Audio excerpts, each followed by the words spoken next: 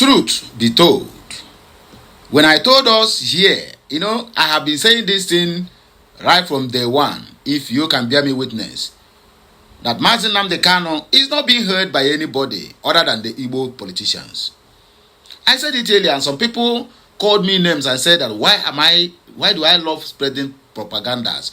Some even went ahead to say that I am praying for Mazi Nnamdi Kanu not to come outside. Some people say that Tinubu have the veto power to free him, that the South-East politicians have nothing to say about the issue. Now it is becoming more clearer that Igbos are the one holding Nnamdi Kanu. North-East, North-West, North-Central have no hands in it. South-West are only being used in form of let them start on the top. But the people who are doing underground holding of Mazi Nnamdi Kanu are his Igbo brothers and sisters. In fact, mostly the ones from his state, Abia. Let me read what Uzo Kalu said. This same Uzo Kalu, 2019, when Uzo Kalu was sent to prison by Buhari's government, Nnamdi Kanu came out and make a video and called the names of politicians in the North-East, North-West, and North-Central, and also in the ones in the South-West, which is Yoruba land, that are even more corrupted than Uzo Kalu, that have been accused and even convicted, but none of them is being serving a jail sentence. Then why Uzo Kalu is the one that they are using as a scapegoat? He made that video. The video is out there on the public domain. People have been sharing the video when they saw what Uzo Kalu said concerning Mazi Nnamdi Kanu. In other words, Uzo Kalu is warning Nigerians, not only Nigerians, all the whole Igbos, all the whole Yorubas outside, the ones who then come out and say they want to go to protest on 20th of October, warning them that they should stay clear of matter where they're in court.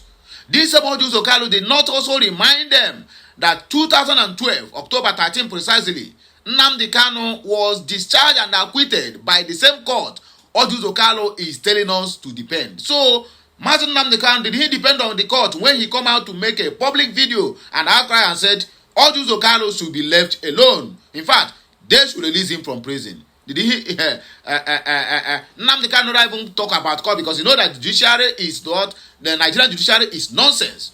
Now the same person he called for his release is now nailing him on the cross. Now they are using one language. Don't interfere because the matter is in the court. That is what okay, let me read what he said. Let me not rush too much. Just in, agitation has serious consequences. That is what he said. It will be unfair to talk about the release of Mazi Nnamdi Kanu while the matter is still in court. Senator Uzo Kalu, he did not even tell Nigeria. He said, Senator Uzo Kalu wants Nigerians to learn how to respect the courts. You hear me? To learn how to respect the courts. Let me ask Uzo Kalu this question. How many bandits are in the court? I'm not talking about their head. I'm not talking about the organ. I'm not talking about their sponsor. Those ones are above you and above your useless mentality and brain. Please, I'll be right back. Sorry for the bridging connection. Something just disconnected me. Okay, as I was saying before that distraction came, let me ask Uzo Kalu, how many bandits? Don't talk about the Ogao, not their boss, not their sponsors. The junior ones, they are field soldiers. How many of them, not even one, that have been brought to justice and jailed? How many of them? The ones you hear that they've jailed, they called Owo Massacre. They said, no, not Owo Massacre said, the ones of Owo Massacre have been freed. The one who massacred people in the church in Owo have been freed. The one that they said Ansalu terrorist, which they say they jailed. Now, it's like they are even among those Tinubu pardoned the other day.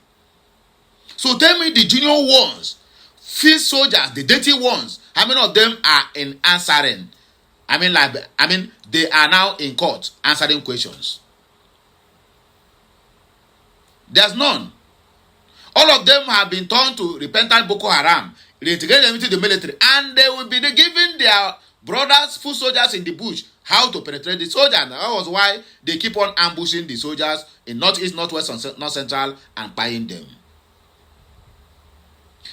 Uzo Kalu, let me ask you, What is it? What is the evidence that Nigerian government have against Mazi Nnamdi Kanu that they couldn't prove in court until the prosecutor, which is the DSS and lead counsel Awomolo Adoboyoga, closed their case. No any single point they can be able to prove. At a point, the judge James Omotocho become angry and begin to lambast on them that it's either they prove their case beyond reasonable doubt or it's going to discharge this case before they were then forced to close the case. Oju Zokalo, where were you when all these things are happening? And you are out there telling the general world that people, in fact, he is even warning non-Igbos that are protesting for the release of his own brother, which is supposed to be his primary duty as a former governor of Abia State, as a statesman in Abia State, as a father figure in Abia State. Oju Zokalo, you chose to treat your own brother who protested for your own release. It shall never be well with you, Oju Zokalo. And I hear this matter go. Just like I end Oju Zokalo's matter for the other section, that matter I ended, that Oju Zokalo speech or talk, also give birth to another Efulefu Igbo politician and also a governor. Hear what Peter Mba said, and also hear what Igbos in Senate, what they are saying concerning Igbo nation, Nnamdi Kanu, and the Biafra agitation. Let us go there. Peter Mba reveals only solution that can save Mazi Nnamdi Kanu. Just like as I said earlier, they don't change their language now from we are working underground to set Mazi Nnamdi Kanu free. Now they have changed it now to allow court to decide. Allow political process to decide. You understand? Uzo Kalu used that statement. Sukumasa Soludo have also made that same statement. Winfuru, that one is deaf and dumb. He's not saying anything. Anyway, they said that they are not part of Biafra and they are not Igbo, according to Dev Umahi. Hope Uzo Dinjo also have reiterated that same statement. But let me read what this Efulefu of a governor of Enugu State said. The governor of Enugu State, Peter Mba, has stated that the detention of the leader of indigenous people of Biafra, IPOB Nnamdi Kanu, can also be resolved politically. Speaking during a statewide broadcast on Tuesday following his public defection from the People's Democratic Party PDP to the All Poverty Congress APC, Peter Mba explained that he met with Bola Ahmed Tinubu on Kanu's issues a week after Tinubu assumed office. That was since 2023. That was when he met Bola Ahmed Tinubu, even before he was sworn in as a president. Okay. The governor asserted that his position on Kanu's incarceration had remained consistent since he assumed office. What is that consistent? He said it took barely a week after I assumed office that I had a meeting with the president, and I was very specific when I came out to address the press that I also raised the issue of Mazi Nnamdi Kanu with the president. What did you raise? You raised the issue of Mazi Nnamdi Kanu with the president. Yes. But what did you discuss with the president? What if what you said with the president is that don't release him because the only thing you told the general public or the press that you raised the issue of Mazi Nnamdi Kanu with Bola Ahmed Tinubu? He didn't say you raised with the issue of Mazi Nnamdi Kanu to be released. It's a two different things. Some people don't understand. Anybody can come out and say, yes, I raised the issue of Mazi Nnamdi Kanu with Bola Ahmed Tinubu. Because it's only when you come out and said, I discussed with Bola Ahmed Tinubu over the release of Mazi Nnamdi Kanu and he promised he will do so. If that is a lie, then somebody like Bayo Nonoga, Dare Boala, Sunday Dare, and the rest of other media dogs will come out and say, na lie, you no be waiting you talk with president be that. So now you come out and just said, I raised the issue of Mazi Nnamdi Kanu with the president. In other words, you can as well discuss my Baba, keep him there until I finish my tenure. It's a raising issue. Keep Mazi Nnamdi Kanu there. It's a raising Mazi Nnamdi Kanu issue. Because it didn't give any specific conclusion to whatever you discuss with the presidency. In other words, you are holding Mazi Nnamdi Kanu. You are among the problem. And I see how the thing is twisted, but some people will not go to this extent. Some people will not even reason, yes, he talk about Mazi Nnamdi Kanu. If he said a lie on the press, the government of Central, which is Abuja and Asoro, will come out and debunk it. It is very easy that, I raised the issue of Simon Ekpa with Ngozi Orabeze, and no problem, I have raised the issue with him. What if I go to Ngozi Orabeze and tell Ngozi Orabeze, please stop talking about Simon Ekpa? Enough of this. Let him just mind his business wherever he is. It's raising the issue. I don't think some people are you getting my point now? He maintained the stand since 2023 until today. He say he still maintain that stand. Hold him there. Some people will not understand. Anyway, let us continue. Say the governor asserted that his position on Kanu's incarceration remained consistent since his office. Okay, I think we read this one before. Let us go to another paragraph. Say, Governor Mba explained that he had always believed that resolving the matter politically remained the most suitable approach. The Enugu governor urged stakeholders across the southeast to embrace the concept of a political resolution and to work collectively in shaping a unified position before engaging with the federal authorities. First of all, we need to accept the concept that this is the right thing to do, he said. Then, the details of implementation will be worked out because there will certainly be details. It is not something you can possibly outline now, but it is for us to even accept the concept that this is the way to move forward, according to Peter Mba.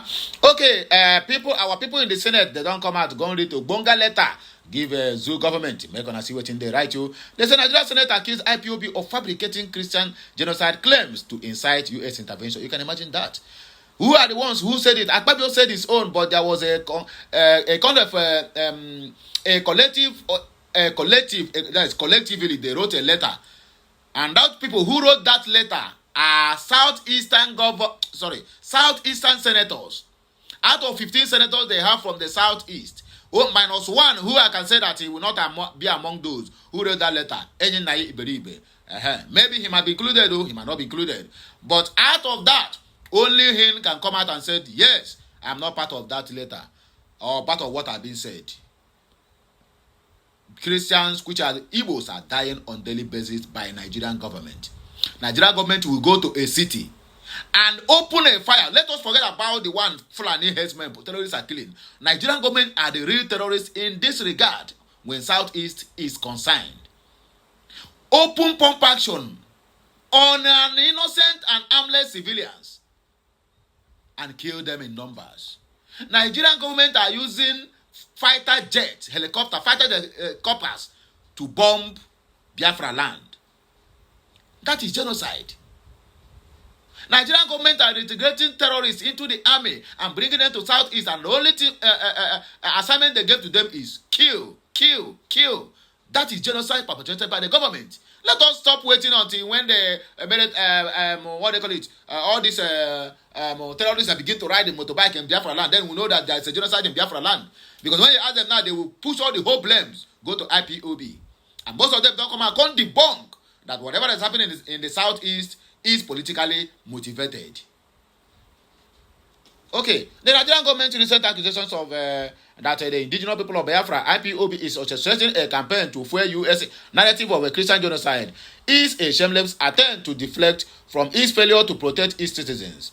Senate President Godswill Akpabio claims, supported by biased state media, paint IPOB a movement as a manipulative force peddling disinformation to provoke Western interventions. This is not only a baseless smear, but an insult to the thousands of Christians, families, mourning loved ones lost to unrelenting violence in Nigeria's Middle Belt, northern regions, and beyond. Family Writers Press International condemns this dangerous narrative and calls for accountability, transparency, and international scrutiny of Nigeria's complicity in the bloodshed of innocent Biafrans and innocent Nigerian youths. In conclusion, the Family Writers Press International rejects Nigerian narrative that IPOB is the problem. The real issue is the government's failure to address jihadist threats and its troubling links to the perpetrators. Eyewitnesses in Benue and Plateau have reported attackers in military fatigues, raising questions about state complexity. Nigeria's history, dating back to the 1967 to 1970 Biafra War, where over 5 million Igbo Christians were murdered, shows a pattern of marginalizing the Southeast while deflecting blame.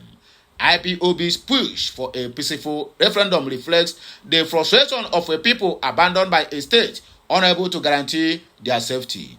We call on the U.S., Congress, the United Nations, and the international community to investigate Nigeria's security forces for potential collusion on attacks in Christian communities. support IPOB's right to advocate for self-determination without being branded terrorists. Let me ask Nigerian government and those ones who are still covering them. Are there IDP camps in Nigeria? The answer is yes. Is Nigeria fighting war? The answer is zero. What happened to their ancestral lands? Who took over the ancestral lands? The same terrorists who is committing this genocide. And Nigeria will boldly come out and tell you that there's no genocide.